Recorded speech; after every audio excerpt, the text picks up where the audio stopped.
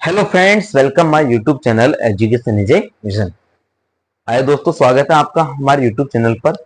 और आज हमारे जीके फाउंडेशन बैच में विश्व और भारत का इतिहास हम पढ़ रहे हैं।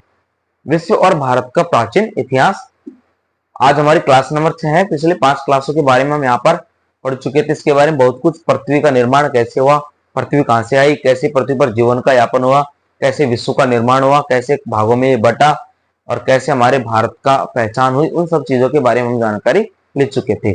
और पिछले 5वीं क्लास में हमने इसके युगों के बारे में पढ़ लेते। पूरा पाषाण काल, है ना, मध्य पाषाण काल, नव पाषाण काल।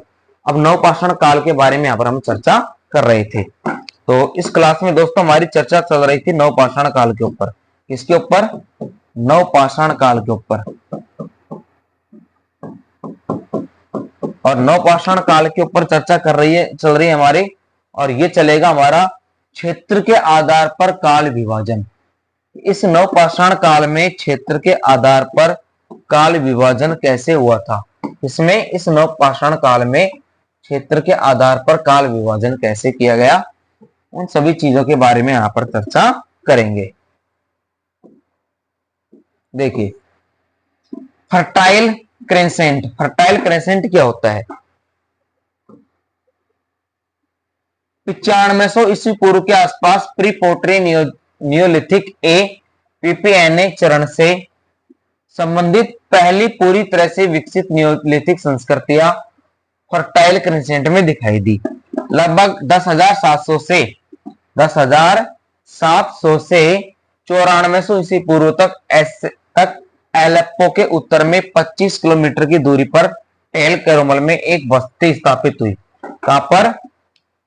टेल कैरामेल में एक बस्ती का निर्माण हुआ था उस समय। इस बस्ती में 950 के समय की 2 मंदिर शामिल थी और उस समय इसमें 2 मंदिर भी बनाए गए थे। देख लो, प्री पोट्री नियोलिथिक ए पीपीएनए के दौरान लगभग 9000 ईस्वी पूर्व में लेवंत में दुनिया का पहला ज्ञात नगर जेरिको दिखाई दिया। पहला ज्ञात नगर यानी जो खोज हुई थी वहां पर नगरों की, तो जो पहला ज्ञात नगर दिखाई दिया, भाई यहां पर नगर भी बना होगा, वो जेरिका दिखाई दिया था। ठीक है, यह पत्थर और क्या, यह पत्थर और संगमरमर की एक दीवार से घिरा हुआ था जिसमें 2000 से 3000 लोग रहते थे। और यहाँ पत्थर का एक विशाल टावर भी था। लगभग 7000 ईसा पूर्व में लेबनान, इजराइल और फिलिस्तीन, सीरिया, एनाटोलिया और उत्तरी मेसोपोटामी, ये सारे चीज उस क्षेत्र में पाए गए थे। अब बात आती है कि वहां पर किन किन क्षेत्रों का किस प्रकार निर्माण हुआ। तो पहला क्षेत्र था सर हमारा दक्षिणी मेसोपोटामिया। कौन सा था? दक्षिणी मेसोपोटामिया। जलोढ़ मैदानों, कहां पर? जलोढ़ मैदानों जैसे सुमेर, एलाम, थोड़ी सी बारिश की वजह से सिंचाई, थोड़ी सी बारिश की वजह से सिंचाई, क्या सिंचाई व्यवस्था जरूरी है। 5500 ईसा पूर्व की उबैद संस्कृति यहां पर पाई गई थी दक्षिण मेसोपोटामिया में। फिर बात आती है हमारी उत्तरी अफ्रीका की। किसकी? उत्तरी अफ्रीका की। बकरी और भेड़ पालन संभवतः 6000 ईसा पूर्व, 6000 ईसा पूर्व में निकट पूर्व से मिस्र पहुंच गया। ग्रीम बार्कर का कहना है कि नील घाटी में पालतू जानवरों और पौधों का पहला निर्विवाद सबूत उत्तरी मिस्र में 5वीं से 17वीं ईसा पूर्व के आरंभ तक और आगे चल करके दक्षिण में 1000 साल बाद तक दिखाई नहीं दिया है। और दोनों मामलों में यह उन रणनीतियों का हिस्सा है जो अभी भी काफी हद तक मछली पकड़ना, शिकार करना और जंगली पौधों को इकट्ठा करने पर निर्भर है। ठीक है, और इससे यह पता चलता है कि गुजर बसर के तरीके में होने वाले इस तरह के परिवर्तन निकट पूर्व से आने वाले किसानों की वजह से नहीं हुए थे, बल्कि यह एक स्वदेश विकास था। स्वदेश विकास का मतलब खुद की तरफ से विकास किया गया था। और इसके साथ ही साथ अनाजों को या तो स्वदेश से या अदला बदली के माध्यम से प्राप्त किया जाता था। यानी एक दूसरे की जरूरतों के अनुसार अनाज को भी बदला जाता था, अनाज का आदान प्रदान किया जाता था। अन्य विद्वानों का तर्क है कि मिस्र में खेती और पालतू जानवर के साथ मिट्टी की ईंटों से मकान, इमारत इत्यादि बनाने की वस्तुकला और अन्य नियोलिथिक सांस्कृतिक विशेषताओं का प्राथमिक प्रोत्साहन मध्य पूर्व से मिला था। ये किसके बारे में पढ़ रहे थे हम? उत्तरी अफ्रीका के बारे में। उत्तरी अफ्रीका की यहाँ पर विशेषता दी गई है कि कैसे जब पृथ्वी की खोज हुई थी, पृथ्वी के विश्व का निर्माण हुआ और जब स्थानों के हिसाब से उसका विभाजन किया गया तो कौन कौन से क्षेत्रों को कैसी विशेषताएं वहां पर पाई गई थी, उन सभी चीजों के बारे में यहाँ पर चर्चा कर रहे हैं। ये देखो वेस्टर्न लेनियर पोट्री है यहाँ पर, डायनेयर डॉन है ना, कॉम क्रेमेनिक पोटर्स, ये लीजेंड है पूरी किस तरीके से हाफ है ना, ये पूरा प्रिंटेड कैरेडियन पोट्री। ये सारी चीज क्या है, उस समय का जो विश्व बना था, उस समय का जो विश्व बना था उसका यहाँ पर हमको मैप प्रदान किया गया है। और ये क्या है कि मैसिडोनिया गणराज्य के तुम्बा मजदनिकी महामयी देवी, ये उनके समय बनाई गई एक देवी का आकार है ना, ठीक है, ये उनके समय बनाई गई एक देवी का आकार है। और ये क्या है, स्काराबे स्कॉटलैंड ग्रह सज्जा सबूत अलमारिया ना, अलमारिया थी ये, कि कैसे कैसे सजाया जाता था ना अलमारियों को। अब देखो दक्षिण पूर्व यूरोप में कृषि समाज सबसे पहले 7000 ईसा पूर्व के आसपास और मध्य यूरोप में 5500 ईसा पूर्व के आसपास दिखाई दिया। इस क्षेत्र के सबसे आरंभिक सांस्कृतिक परिसरों में थेसलिकी सिस्क्वेलो संस्कृति शामिल है, जो बाद में सता सर्वे कोरोस यानी क्रिस लाइनियरोबैंड केरानिमिक और विंका को प्रदान करते हुए बालकन में फैल गई थी। सांस्कृतिक प्रसार और लोगों के प्रवासन के एक संयोजन के माध्यम से न्यूलिथिक परंपराएं पश्चिम और उत्तर की तरफ फैलती हुई लगभग 4500 ईसा पूर्व तक उत्तर पश्चिमी यूरोप तक पहुंच गई। हो सकता है कि विंका संस्कृति ने लेखन की सबसे आरंभिक प्रणाली विंका चिन्हों का सर्जन किया हो। हालांकि प्राय सर्वत्र पुरातत्वविदों में इस बात को स्वीकार किया है कि सुमेरियन किलाक्षर स्क्रिप्टी लेखन का सबसे आरंभिक वास्तविक रूप था। जो शिलालेख का मतलब पत्थरों पर जो लेख लिखे जाते थे, जिनके बारे में वहां पर चर्चाएं की जाती थी, बताया जाता था, उन चीजों को वहां पर वास्तविक माना गया था।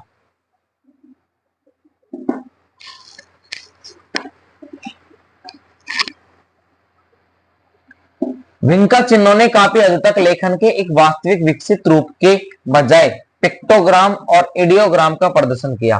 ठीक है, कुकुटेनी ट्राइपिलियन संस्कृति ने 5300 से 2300 ईसा पूर्व तक रोमानिया, मोल्डोवा और यूक्रेन में बहुत सी बस्तियों का निर्माण किया।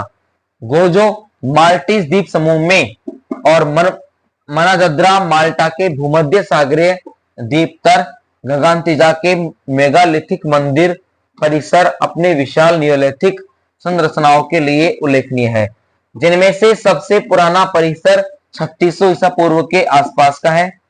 हाइपोजेमियम ऑफ हल सेफ्लेनी पाओला माल्टा एक भूमिगत संरचना है, जिसका पता 2500 ईसा पूर्व के आसपास की गई खुदाई से पता चला था। वास्तव में यह एक अभ्यारण्य था जो एक कब्रिस्तान बन गया, जो दुनिया का एकमात्र प्रोगे ऐतिहासिक भूमिगत मंदिर है, जहां माल्टीज द्वीपों की प्रागैतिहास में अनोखे पत्थर की मूर्तियों में कलात्मक की झलक मिलती है। और वहां पर पत्थर की मूर्तियां भी मिली, मंदिरों का अस्तित्व पाया गया, कब्रिस्तान था, मंदिर था, जो खुदाई चली वहां पर उन सभी चीजों के बारे में जानकारी प्राप्त हुई और शिलालेखों के बारे में भी वहां पर पता चला। अब बात आती है सर यहाँ पर दक्षिण और पूर्व एशिया के बारे में, कि दक्षिण और पूर्व एशिया क्या था। देखो, उत्तर भारत की सबसे आरंभिक नियोलिथिक साइटों में से एक लहुरादेवा, जो मध्य गंगा क्षेत्र में स्थित है, जो 8वीं सहस्त्राब्दी ईसा पूर्व के आसपास के C14 समय का है। अभी हाल ही में गंगा और यमुना नदियों के संगम के पास झुसी नामक एक और स्थान का पता चला है, और जो रिसर्च चल रहा है, जो खोज चल रहा है, उसके ताजा अनुसंधान, ताजा हाल के दौरान ये पता चला है कि गंगा और यमुना नदियों के संगम के पास जुस्सी नामक एक और स्थान का पता चला है, जो अपने न्यूलिथिक स्तरों के लिए 7100 ईसा पूर्व की एक C14 डेंटिंग है।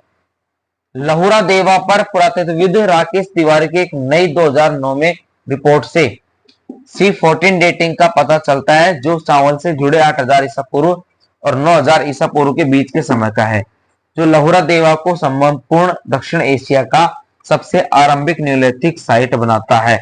यहाँ पर लहुरा देवा क्या है, जगह का नाम है, जो दक्षिण और पूर्व एशिया के बारे में चर्चा बताता है।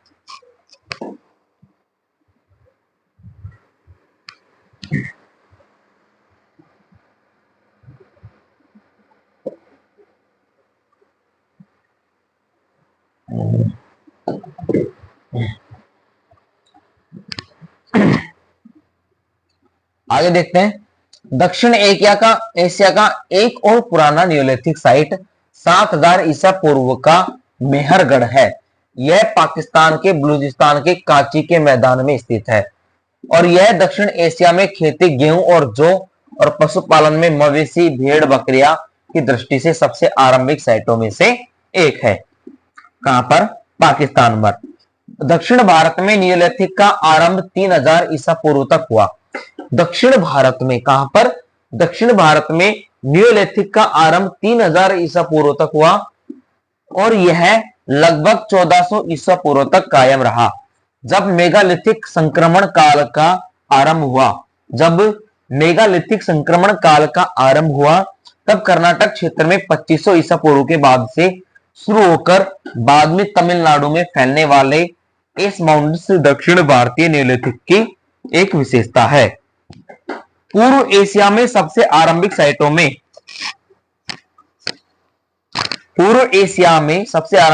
में लगभग 7500 ईसा पूर्व से 6100 ईसा पूर्व तक की पेंगता तोसन संस्कृति और लगभग 7000 ईसा पूर्व से 5000 ईसा पूर्व तक की पिलीगंग संस्कृति शामिल है और उसका यहाँ पर अवशंस मिलता है। न्यूलिथिक, जिसे इस अनुच्छेद में परिष्कृत पत्थर के हथियारों के रूप में परिभाषित किया गया है, पश्चिम में पापुआ इंडोनेशियाई New Guinea, Papua New Guinea यानी इंडोनेशियाई के छोटे और अत्यंत दूरवर्ती और अगम्य इलाकों की एक जीवन शैली के रूप में कायम है। परिष्कृत पत्थर की वसूलों और कुल्हाड़ियों का इस्तेमाल आजकल जैसे 2008 के अनुसार सीई उन क्षेत्रों में किया जाता है जहां धातु के हथियारों की उपलब्धता सीमित है। अगले कुछ वर्षों में यह सब एक साथ समाप्त होने वाला है, क्योंकि पुरानी जो पीढ़ी है वो खत्म हो जाएगी और स्टील ब्लेडों और चेनसो का प्रचलन बढ़ जाएगा। और ये आधुनिक युग में आज के समय में देखा जा रहा है। ये जो लेख लिखे गए थे, ये जो जानकारी हमें इतिहास के दौरान दी गई थी, उस समय की थी। उस समय बड़े बड़े लोहे और मोटे लोहे के पत्थर की लोहे की कुल्हाड़ियां बनाई जाती थी, हथियार बनाए जाते थे। लेकिन आधुनिक समय के चलते, आधुनिक तकनीकी आगे के चलते ये धीरे धीरे समाप्त हो जाएंगे और स्टील, एल्यूमिनियम और ब्लेडों के चेनसा यहाँ पर हथियार उपलब्ध होने लग जाएंगे, जो आज के समय में प्रयुक्त किए जा चुके हैं। टेक्नोलॉजी बहुत हाइपर हो चुकी है। अब बात करते हैं सर महामहिम, जो सबका महामहिम है ना, महामहिम अमेरिका की सुपर पावर। इसको क्या बोला जाता है दोस्तों? सुपर पावर बोला जाता है ना। लेकिन आजकल हर कोई आकर के इसकी आंकड़े निकाल देता है ना, बच्चों का स्वदेश बना दिया बेचारे को। सुपर पावर की बात कर लेते हो, मेसो अमेरिका में लगभग 4500 ईसा पूर्व तक, लेकिन शायद ज्यादा से ज्यादा 11000 से 10000 ईसा पूर्व पहले इसी तरह की घटनाओं का एक समूह अर्थात फसलों की खेती, अनुद्योगशील जीवन शैलियां दिखाई दिया। हालांकि यहां न्यूलिथिक के मध्य से अंतिम दौर के बजाय प्री क्लासिक या रचनात्मक शब्द का इस्तेमाल किया गया है और आरंभिक न्यूलिथिक के लिए पुरातन युग और पूर्ववर्ती काल के लिए पैलियो यानी भारतीय शब्द का इस्तेमाल किया जाता है। हालांकि इन संस्कृतियों को आमतौर पर न्यूलिथिक से संबंधित नहीं माना जाता है, इनका उससे कोई संबंध नहीं है। अब ये देखो सामाजिक संगठन कैसे बना। इस प्रकार से सामाजिक संगठन ने हमारे विश्व के नक्शे का निर्माण किया गया। ये क्या था? एक मानव रूपी न्यूलिथिक मूर्ति थी। मानव रूपी न्यूलिथिक मूर्ति थी जो न्यूलिथिक के समय में ली गई थी। फिर बात करते हैं हम यहां पर न्यूलिथिक युग की अधिकांश अवधि में लोग छोटी जनजातियों के रूप में रहते थे जो कई समूह या वंशों से बनी होती थी। अधिकांश न्यूलिथिक समाजों के विकसित सामाजिक स्थिरीकरण के बहुत कम वैज्ञानिक सबूत मिले हैं। सामाजिक स्थिरीकरण काफी हद तक प्रवर्ती कांस्य युग से जुड़ा हुआ है। हालांकि कुछ प्रवर्ती न्यूलिथिक समाजों ने जटिल स्थिरीकृत सरदारी व्यवस्था का निर्माण किया था जो प्राचीन हवाई वासियों जैसे पोलिनेशियाई समाजों की तरह था, लेकिन फिर भी ज्यादातर न्यूलिथिक समाज अपेक्षाकृत सरल और समतावादी थे। ठीक है। हालांकि न्यूलिथिक समाज आमतौर पर पूर्ववर्ती पैलियोलिथिक संस्कृतियों और शिकारी समूह संस्कृतियों की तुलना में स्पष्ट रूप से अधिक पदानुक्रमित थे। पशुपालन 8000 ईसा पूर्व के आसपास के परिणाम स्वरूप सामाजिक असमानता में काफी वृद्धि हुई और पशुधन पर उनकी चर्चा की गई। ये देखो, ये फिर से आपको एक नया डायग्राम दे रखा है यहाँ पर, और ये जो डायग्राम किसका था? न्यूलिथिक मिट्टी से निर्मित मानव रूपी महिला की मूर्ति, यानी एक महिला को आकार दिया गया था उसमें, मानव रूपी महिला ना, जो आज की यंग लेडी है ना, हैंड्स ब्यूटीफुल, लड़की ब्यूटीफुल कर गई चुन। और पशुधन के परिणाम स्वरूप सामाजिक असमानता में काफी वृद्धि हुई। पशुधन पर कब्जा करने के फलस्वरूप परिवारों के बीच प्रतिस्पर्धा का जन्म हुआ। पशुधन पर कब्जा करने के, पशुधन का मतलब जानवरों को पाले जाने लगा, गाय भैंसों को, भेड़ों को, बकरियों को, ऊँटनियों को, है ना, उनको पालने के लिए काम में ले गया और उनके दूध का उपयोग खाने पीने के यूज में किया गया। उनसे दही, मक्खन, छाछ सब चीजें निकाली गई, किया गया। तो उनके ऊपर कब्जा करने के फलस्वरूप क्या हो गया? परिवारों के बीच में प्रतिद्वंद, लड़ाई झगड़ा शुरू हो गया, जो आज की हर घर की कहानी है, महाभारत है। ठीक है। और इसके परिणाम स्वरूप पैतृक धन असमानता दिखाई देने लगी। पैतृक धन का मतलब पिता से मिली संपत्ति पर बंटवारा जल्दी होने लगा। काफी बड़े पैमाने पर मवेशियों के झुंड पर काबू पाने वाले न्यूलिथिक चरवाहों ने धीरे धीरे अधिक पशुधन पर कब्जा किया, जिससे आर्थिक असमानता और स्पष्ट हो गई। हालांकि सामाजिक असमानता के सबूत को लेकर के अभी भी काफी विवाद है, क्योंकि कैटल युग जैसी बस्तियों से घरों और दफन स्थलों के आकार के अंतर में व्याप्त अत्यधिक कमी का पता चलता है, जिससे पूंजी की अवधारणा के बिना किसी सबूत के साथ एक अधिक समतावादी समाज का संकेत मिलता है। हालांकि कुछ घर अन्य घरों की तुलना में थोड़े बड़े और अधिक विस्तृत ढंग से सुसज्जित दिखाई पड़ते हैं। फिर बात आती है परिवार और कुटुंब की। परिवार और कुटुंब क्या होते थे? एकल परिवार और संयुक्त परिवारों का रूप था उस समय। देखो, परिवार और कुटुंब अभी भी काफी हद तक आर्थिक दृष्टि से स्वतंत्र थे और कुटुंब संभवतः जीवन का केंद्र था। कुटुंब का मतलब होता है एक तरह से फैमिली, परिवार, एक युग, एक परिवार, एक पीढ़ी, एक तरीके से। हालांकि मध्य यूरोप में की गई खुदाई से पता चला है कि आरंभिक न्यूलिथिक लाइनियर सिरमिक संस्कृतियां, लाइनियर बैंडो कैरिमिक 4800 ईसा पूर्व से 4600 ईसा पूर्व के बीच गोलाकार खाइयों वाली बड़ी इमारतों का निर्माण करती थी। इन संरचनाओं और उनके प्रवृत्ति समकक्ष रचनाएं जैसे उच्च मार्गी बाड़े, दफन, टीले और हेंज को बनाने के लिए काफी समय और मजदूरों की जरूरत थी, जिससे इस बात का संकेत मिलता है कि कुछ प्रभावशाली व्यक्ति मानव श्रम को संगठित करने और उनका दिशा निर्देश करने में सक्षम थे। हालांकि गैर वर्गीकृत और स्वैच्छिक कार्यों की अभी भी काफी संभावना है और संभावना बढ़ रही है। राइन के किनारे स्थित लाइनियर बैंड केरामिक साइटों में आरक्षित बस्तियों के काफी सबूत मिले हैं, क्योंकि कम से कम कुछ गांवों को कुछ समय के लिए एक नोकदार लकड़ियों की मोर्चेबंदी और एक बाहरी खाई से आरक्षित किया गया था। इन मोर्चेबंदियों और हथियारों के आघात करने वाली हड्डियों वाली बस्तियों जैसे हर्क्सहीम की खोज की गई, जिससे समूह के बीच व्यवस्थित हिंसा का पता चलता है। यानी हड्डियों के ढांचों से हथियार बनाए गए और एक दूसरे समूह ने अपना आधिपत्य जमाने के लिए हिंसा करना शुरू कर दिया और लोगों को मार करके अपना अधिकार छीनने लगे।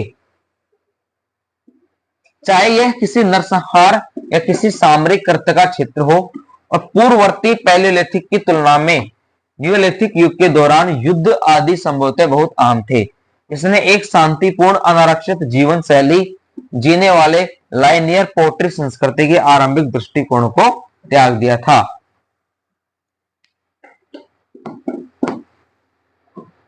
फिर बात करते हैं श्रम नियंत्रण। श्रम नियंत्रण और अंतर समूह संघर्ष एक करिश्माई व्यक्ति के नेतृत्व वाले कॉर्पोरेट स्तर या जनजातीय समूह के बीच की विशेषता है। चाहे वह एक वर्ष से समूह प्रमुख के रूप में काम करने वाला कोई बड़ा व्यक्ति हो या कोई आद्य प्रमुख, चाहे मौजूद संगठन की गैर वर्गीकृत प्रणाली बहस का मुद्दा हो या उसका कोई सबूत न हो, जिससे इस बात का स्पष्ट रूप से पता चल सके कि न्यूलिथिक समाज किसी हावी वर्ग या व्यक्ति के अधीन काम करती थी, जैसा कि यूरोपीय आरंभिक कांस्य युग की सरदार व्यवस्था में होता था। न्यूलिथिक और पैलेलिथिक समाजों के स्पष्ट निहित समतावाद की व्याख्या करने वाले सिद्धांतों का निर्माण किया गया है, जिनमें से आदिम साम्यवाद की मार्क्सवादी अवधारणा सबसे उल्लेखनीय है और उनके बारे में यहाँ पर चर्चा की गई है।